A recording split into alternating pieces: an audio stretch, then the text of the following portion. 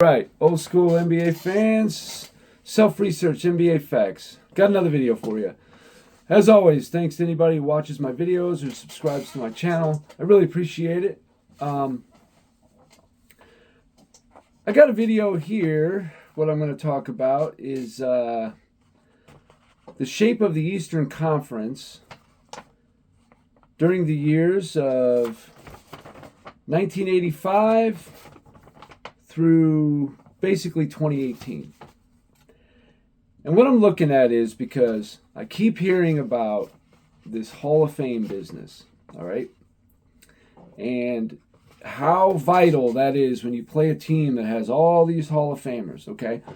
Well, Hall of Fame can be very misleading. We all know that. The player could be very old, could be very young, could have been maybe injured before they reached the playoffs, debilitated, hobbled, whatever.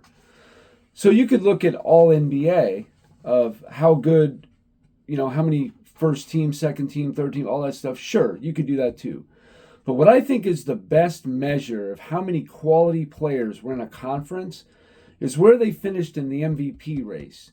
Now, the reason I say that is because I remember many years in the 90s where there were players like Shaquille O'Neal, Alonzo Mourning, Patrick Ewing, Mutombo, that they were all basically fighting for third team All-NBA, and there'd be, three, legendary Hall of Fame centers that couldn't make All-NBA because of how stiff the competition is, but they would finish high in the MVP. So you might be, the fourth best center, but you might finish seventh or eighth in the MVP because that's just how stacked the center position was. Definitely the deepest position in the NBA in the 90s, I would say. I mean, power forward was pretty damn good too. Shooting guard obviously was very good too. Dumars, Miller, Drexler, Jordan, and then later on there were some more other guys like Ray Allen and Kobe and all that. But yeah, it was definitely stacked. But anyway, so what I'm looking at here, flat out, simply, how many players finished in the top 10 in the Eastern Conference? We're going to look at 2008 to 2004 to 2018. That covers LeBron James's 15 years in the East. And then I'm going to look at 1985 through 93, and then 95 through 98, and that'll be Jordan's, and then 2002 and 2003 when he was on Washington. That would cover his 15 years. How can you be any more fair than that? 15 years in the East for LeBron, 15 years in the East for Michael Jordan. There you go, head to head. Let's just take a look. Now, no, this does not cover the finals competition. Everybody's so obsessed with that one round in the playoffs. But obviously, who you played in the regular season affecting seeding, your record, and then playing three of these teams in the playoffs before you even get to the finals.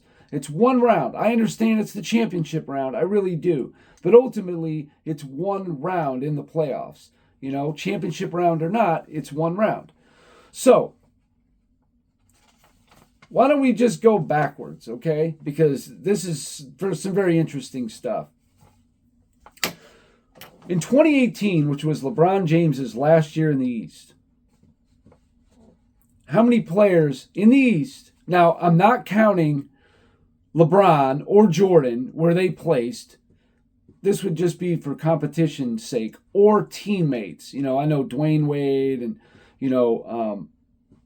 Anthony Davis, or not Anthony Davis, but definitely Dwayne Wade and Scottie Pippen for Jordan. Those two in there, and I'm sure there might have been others, but I think Kyrie Irving maybe one year, but no, they're not in this. Teammates and the players themselves are not in this. This is strictly players in the conference.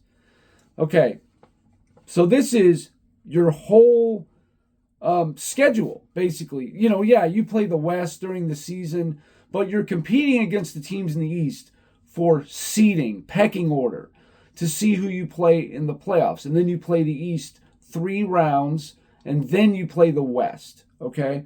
So you're playing the East a lot more, and that's who you're jockeying position for. In 2018, the players who finished top 10 in MVP in the Eastern Conference was Giannis Antetokounmpo and DeMar DeRozan. That's it. Now, again, I'm not counting LeBron or Jordan. So you could say, okay, there's probably three, I'm sure LeBron finished top 10. So that's 3 players in the whole league came out of the East to finish top 10 in MVP.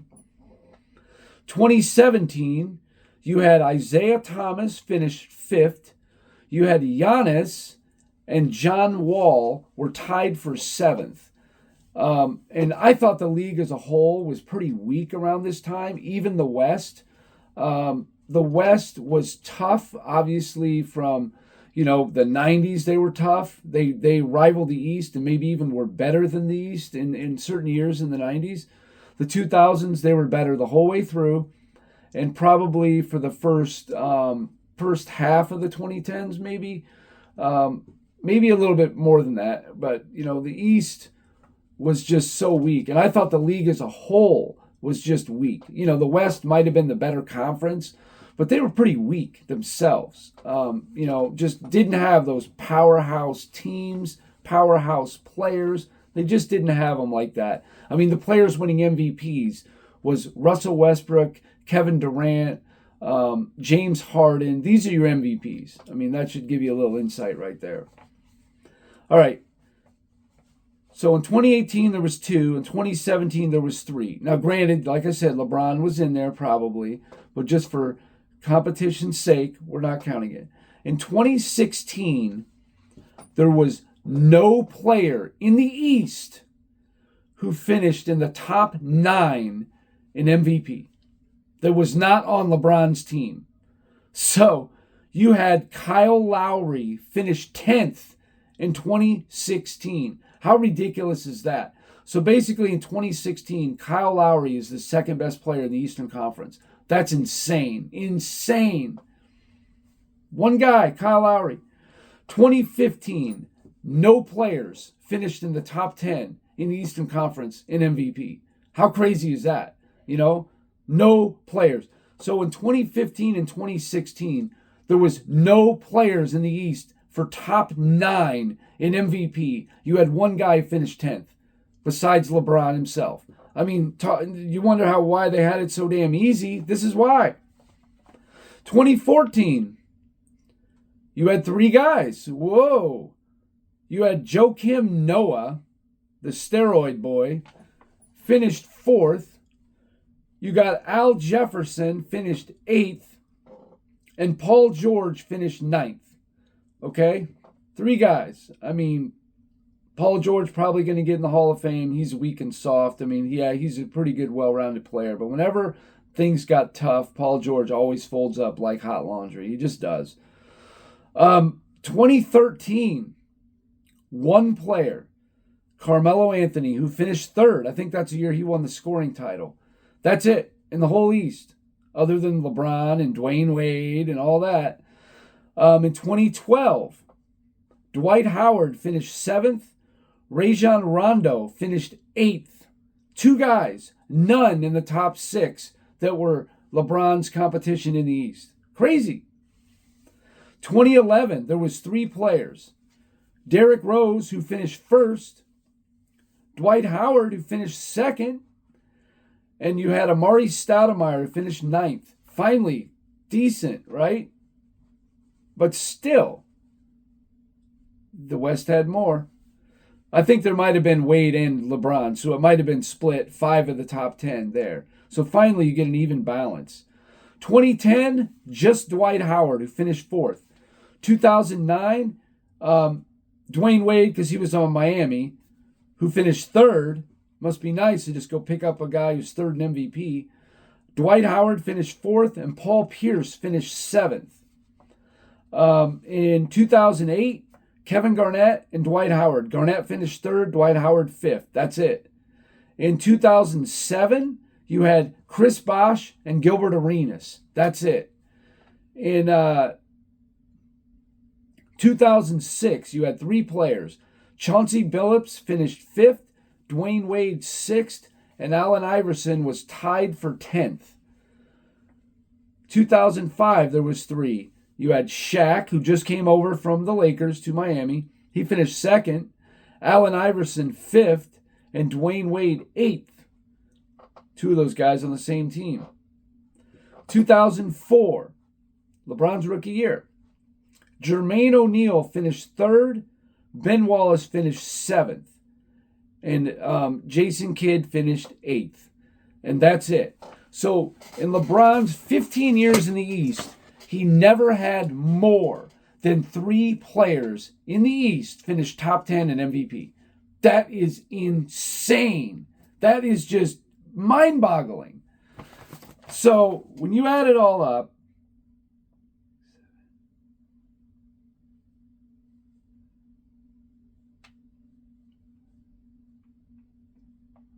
you have 33 players in 15 years.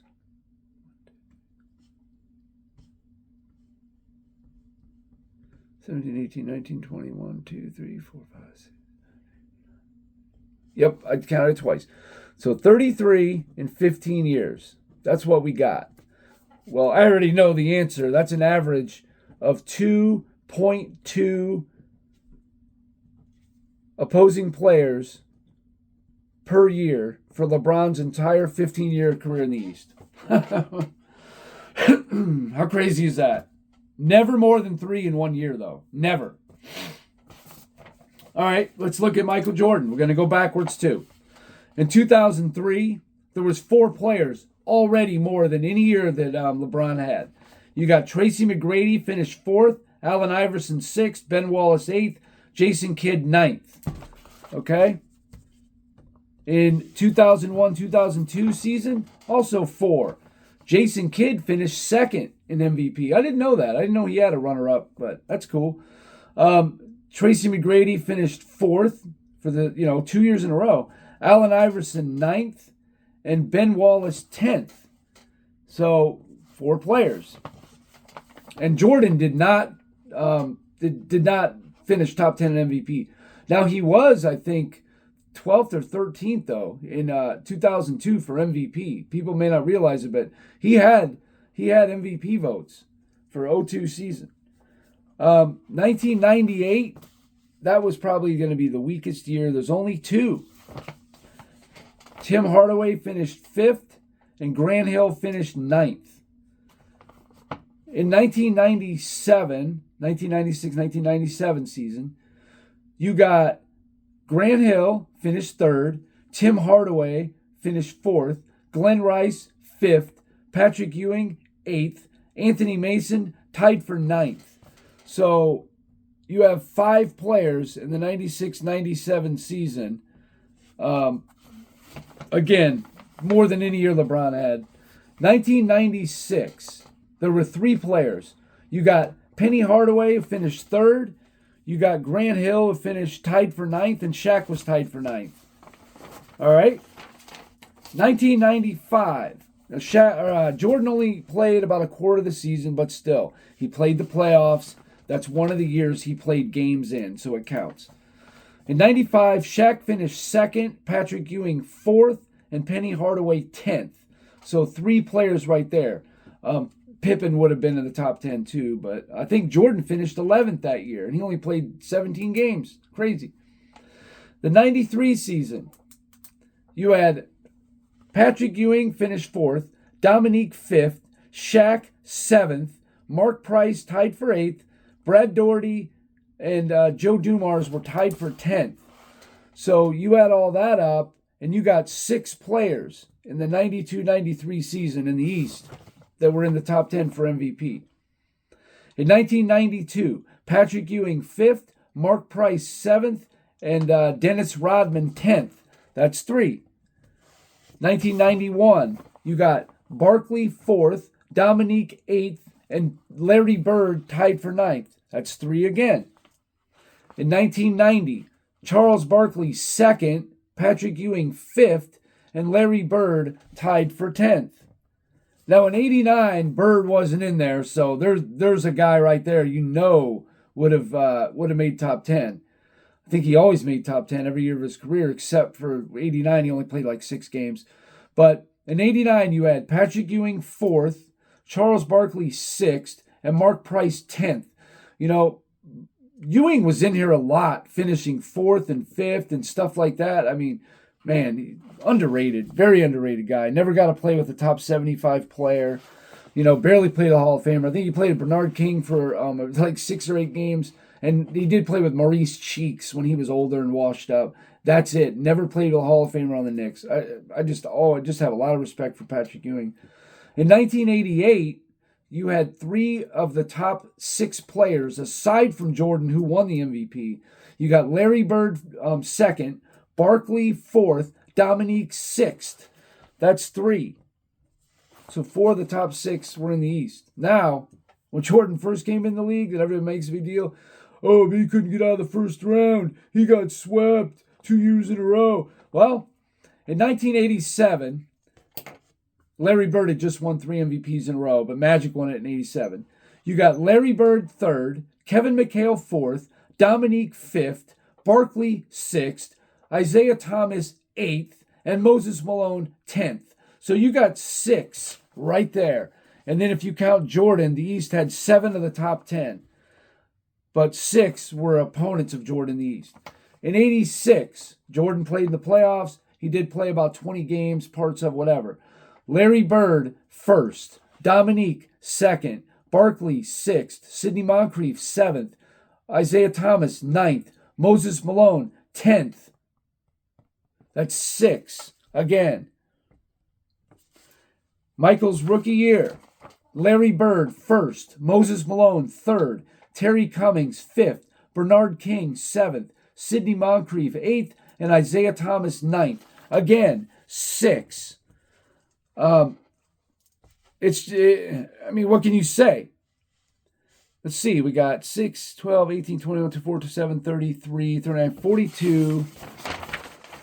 So we have 45, 52, 56. We have 60 players. 60 in 15 years of playing in the Eastern Conference for Michael Jordan. He had 60 top 10 players in his conference. 60. LeBron had 33. So Jordan averaged 4 per year.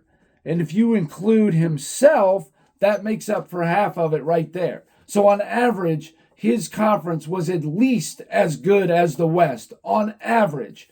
And if you throw Pippen in there, who got some top 10s, better. You know what I'm saying? The East was actually technically better than the West on average in his career. It was close. Overall, some years the West was better for sure. But overall, the East was slightly better. 2.2 players per year for LeBron James. A total of 33. And Michael had 60 in his 15 years. I mean, what are we talking about? What player played with the better players in their conference? It's a joke. It's a joke. So I don't need to hear any more about this competition junk, about how, Hall of Famers, all that. This is the way you gauge how good the competition was.